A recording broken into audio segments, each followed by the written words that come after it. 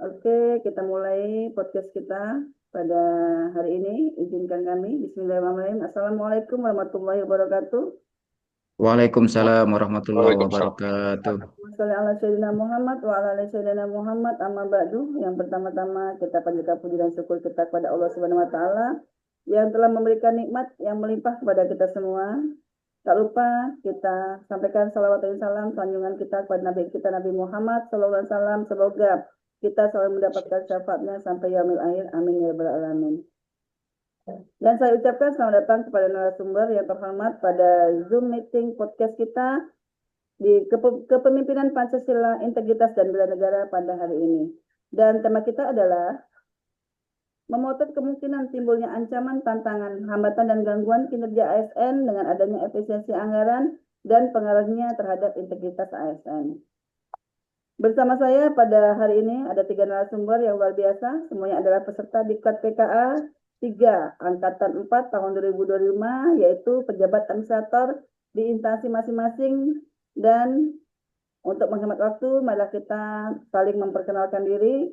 Dimulai dari saya, izinkan saya memulai sesi ini dengan memperkenalkan diri. Nama saya Wardalel Agustina, SCMM, Sekretaris Camat Banjarmasin 3, Kabupaten Banjarmasin, dan saya bertindak sebagai moderator. Dalam podcast ini, saya juga ikut sumbang saran pendapat terkait efisiensi anggaran. Satu kata dari saya terkait efisiensi anggaran adalah adaptif, di mana ASN dituntut mampu menyesuaikan diri melaksanakan tugas pokok dan fungsi serta mendukung visi misi dengan keterbatasan anggaran tanpa mengurangi kualitas pelayanan publik. Selanjutnya, tak kenal maka tak sayang, kami minta kepada masing-masing narasumber untuk memperkenalkan diri. Dan dimulai dari narasumber yang pertama, kami persilakan Bapak Firman untuk menyampaikan nama lengkapnya, dari instansi mana dan jabatannya. Kepada Bapak kami persilakan. Baiklah, terima kasih atas waktunya yang diberikan pada kami dari Ibu Morato, dan juga salam hormat saya kepada narasumber yang lainnya. Perkenalkan, nama saya Firman Jamal. Saya sebagai Kabid Pengelolaan Pendapatan Daerah pada Badan Pendapatan Daerah Kabupaten Bali. Kalau tentang efisiensi anggaran, satu kata saja dari saya, adalah kreatif. Karena dengan dana terbatas, ASN perlu mencari solusi dan inovasi untuk tetap mencapai target kerjanya. Nah, sementara itu dulu untuk pembukaan saya, Bu. Nanti kita bisa lanjut berinteraksi kemudian. Terima kasih. Assalamualaikum warahmatullahi wabarakatuh. Terima kasih Bapak Firman Jamal. Dan selanjutnya kami minta kepada narasumber kedua, yaitu Bapak Ahmad, untuk menyampaikan nama, jabatan, dan instansinya, serta apa satu kata tentang efisiensi.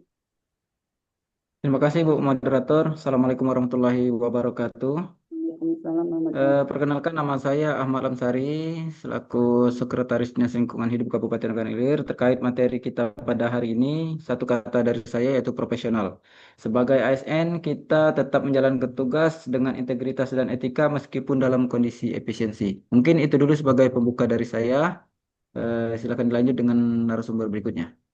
Oke, terima kasih Bapak Ahmad. Dan selanjutnya kami minta kepada narasumber ketiga, yaitu Bapak Mak Rusik, untuk menyampaikan dari mana, nama lengkap dan instansinya, dan satu kata tentang efisiensi. Kepada Bapak kami persilakan. Terima kasih yang atas waktu yang diberikan kepada saya. Perkenalkan, nama saya Ahmad Rusik, SEFMSI, sebagai Kepala Bidang Kebudayaan dan Kepramukaan di Pora Kabupaten Banjarmasin. Satu kata dari saya, efisien. Sebagai ASN, kita wajib mengoptimalkan sumber daya yang ada agar output tetap maksimal walaupun input terbatas. Itu saja yang ingin saya sampaikan. Terima kasih. Oke, terima kasih kepada semua narasumber. 3 narasumber kita telah memperkenalkan diri dan memberikan satu katanya tentang efisiensi. Maka di sini untuk menghemat waktu saya sebagai narasumber ingin bertanya kepada Pak Firman, bagaimana efisiensi anggaran mempengaruhi strategi penyusunan anggaran berbasis kinerja dan semangat ASN di lingkungan kerja Bapak? Karena seperti kita ketahui saat ini adalah efisiensi sangat digaungkan oleh Presiden kita. Kepada Bapak kami persilakan. Baik, Bu. Terima kasih. Seperti Ibu jelaskan tadi, dengan efisiensi itu adalah pukulan keras bagi seluruh ASN dalam birokrat. Juga bukan hanya kita aja, dengan dunia usaha lainnya terkena dampaknya secara mikro. Kalau menurut saya efisiensi menuntut kami memangkas program tanpa mengurangi output. Ini menimbulkan tekanan psikologis pada SN karena ekspektasi tetap tinggi, namun ini juga menjadi momentum mengefektifkan kegiatan prioritas yang ada. Jadi seperti amanat dari Bapak Presiden kita, ada kegiatan prioritas nasional, skala prioritas yang harus dikedepankan. Yang lainnya mungkin nanti kita belum bisa lakukan. Terima kasih Bu, itu aja Bu. Luar biasa Bapak. Oke, dengan kita tetap kita efisiensi, tapi kita tetap output harus jelas. Dan kalau menurut Bapak Ahmad Lamsari, menurut Bapak apakah efisiensi anggaran berimbas pada pembinaan kompetensi ASN kita? Dan bagaimana itu berhubungan dengan integritas? Maksudnya dengan posisi kita di efisiensi, tapi kita harus tetap bisa membina dengan memberikan kompetensi yang baik kepada ASN dan dari sisi integritasnya seperti apa di instansi Bapak. Kami persilakan. Baik, terima kasih. Ya tentu saja menurut saya efisiensi ini sangat terasa. Banyak pelatihan yang tentunya tidak bisa terlaksana. Itu jelas mengakibatkan banyak ASN stagnan secara kompetensi. Padahal kompetensi dan integritas itu sangat dibutuhkan. Mungkin seperti itu, Bu. Oke, berarti mungkin lebih tepatnya kita lebih ke sharing knowledge untuk dari sisi efisiensi saat ini karena tidak bisa melaksanakan pelatihan-pelatihan. Terima kasih Bapak. Nah, terakhir ini untuk Pak Marusik coba. Kami pengen dengar nih dari Pak Marusik. Dari sisi pelayanan publik harus tetap maksimal kan dengan efisiensi. Nah, bagaimana menjaga mutu layanan di tengah keterbatasan efisiensi ini Bapak Marusik di instansi Bapak? Jadi kami dari para kami mengedepankan inovasi, misalnya digitalisasi layanan dan shifting ke pelayanan mandiri, kepercayaan publik dijaga lewat keterbukaan dan partisipasi, sehingga kualitas pelayanan dapat tetap terjaga dan dengan baik. Kerajaan. Oh, mantap sekali. 3 narasumber sudah memberikan opininya bagaimana tentang efisiensi dan bagaimana caranya untuk strategi kita menghadapi efisiensi. Maka di sini saya ingin membuka ruang diskusi interaktif dan tanggapan terkait tema podcast kita pada hari ini. Untuk itu saya minta kepada masing-masing narasumber untuk menyampaikan satu solusi konkret untuk menjaga integritas ASN di tengah efisiensi anggaran. Kami persilakan kepada Bapak Firman terlebih dahulu untuk menyampaikan. Baik Bu, penyesuaian indikator kinerja secara realistis berarti proses meninjau dan memperbarui indikator kinerja agar sesuai dengan kondisi nyata, realitas di lapangan, dapat dicapai atau achievable, relevan dengan kapasitas sumber daya yang tersedia, serta menyesuaikan dengan perubahan kebijakan, tantangan, atau prioritas organisasi. Penjelasan rincinya sebagai berikut. Indikator kinerja adalah ukuran atau tolak ukur yang digunakan untuk menilai sejauh mana suatu kegiatan atau program mencapai tujuannya. Penyesuaian secara realistis berarti indikator tersebut tidak dibuat terlalu tinggi standarnya atau idealis, tetapi dilandasi dengan data, fakta, dan analisis kemampuan organisasi. Jadi organisasi kita tidak membuat target yang terlalu muluk-muluk, Bu. Harus secara realistis dengan ada efisiensi tersebut, Bu. Terima kasih, Bu. Ya, luar biasa Bapak. Dengan begitu kita tetap bisa melaksanakan tupoksi kita Pak ya. Kalau menurut Bapak, narasumber yang kedua yaitu Bapak Ahmad, kami mohon untuk bisa memberikan solusi Pak dengan efisiensi ini. Sehingga bisa didengar oleh masyarakat dan instansi lain. Pada Bapak kami persilakan. Baik, terima kasih Bu Moderator dan juga kedua narasumber lainnya. Bahwa dari kami menitik beratkan pada optimalisasi pelatihan e-learning. Itu yang pertama, pengertian optimalisasi pelatihan e-learning itu adalah proses peningkatan efektivitas dan efisiensi kegiatan pelatihan berbasis digital atau di online learning. Dengan tujuan memaksimalkan hasil pembelajaran menggunakan sumber daya yang terbatas atau sudah tersedia. Kemudian yang kedua, hubungan dengan efisiensi anggaran. Efisiensi anggaran berarti penggunaan dana secara hemat, tepat sasaran, dan bernilai tambah tinggi.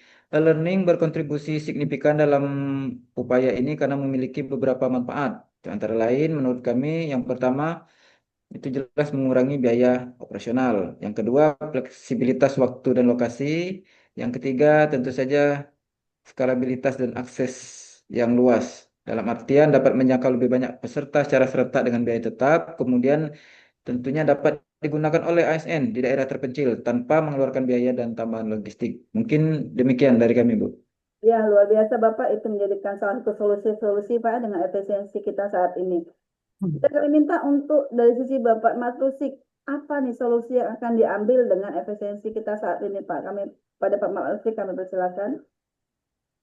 Baik, dorongan inovasi layanan murah, tapi berdampak untuk efisiensi anggaran. Dalam era efisiensi anggaran, mendorong inovasi layanan publik yang biayanya rendah namun memiliki dampak besar menjadi strategi penting bagi instansi pemerintah. Inovasi semacam ini bukan hanya soal menciptakan sesuatu yang baru, melainkan tentang menyederhanakan proses, memanfaatkan teknologi, dan memberdayakan sumber daya lokal untuk menghasilkan layanan yang lebih cepat, tepat, dan responsif. Contohnya, penggunaan aplikasi digital sederhana seperti e-form, pengaduan, atau sistem antrean online berbasis Google Form bisa secara signifikan memangkas biaya operasional tanpa mengurangi kualitas layanan.